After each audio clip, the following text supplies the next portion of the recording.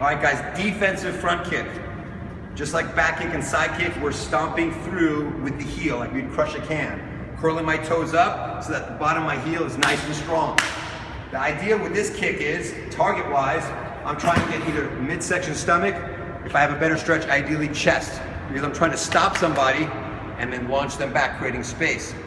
So again, in order to make that happen, I first have to get my knee chambered up into my chest. So the higher my knee comes up to my chest, here, the easier it is for me to stomp out with the heel, to punch through. So my heel comes up and I'm driving. Once I start driving, I'm using my hamstrings and glutes, stomping through with the heel, and then my upper body can actually follow through once I'm starting to extend the kick. In terms of range, I want to make sure I make contact with at least a 90-degree bend in my leg, so I have a lot of leg and hamstring and glutes to drive through. And again, this is a punch through with my heel. Again, from here, punching through, and more likely you're going to land in an opposite stance because you're generating a lot of power and driving through. This is done in place to start out with, to get used to the kick.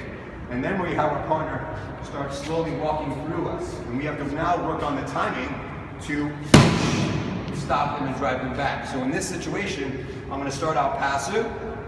His job as the attacker is to keep walking through, and he non-stop walks at a slow pace. He doesn't stop, he keeps going through. The only thing that's going to stop him is my kick. So now I've got to work on the timing of the advance and the kick. All right, guys, let's just talk about real briefly the difference between an offensive front kick and a defensive front kick. Well, a couple things. One, offensive front kick, I'm making contact with the ball of my foot.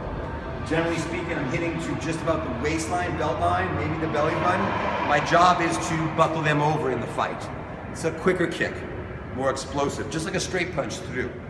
Defensive front kick, I'm stomping with the heel a little bit higher, belly button or higher, ideally solar plexus and chest, because when I hit them up top here, the upper body goes back.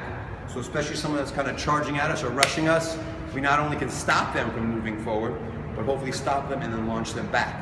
So those are the two main differences, not only on where we attach, what we attack with, and then what the intended purposes of the kicks.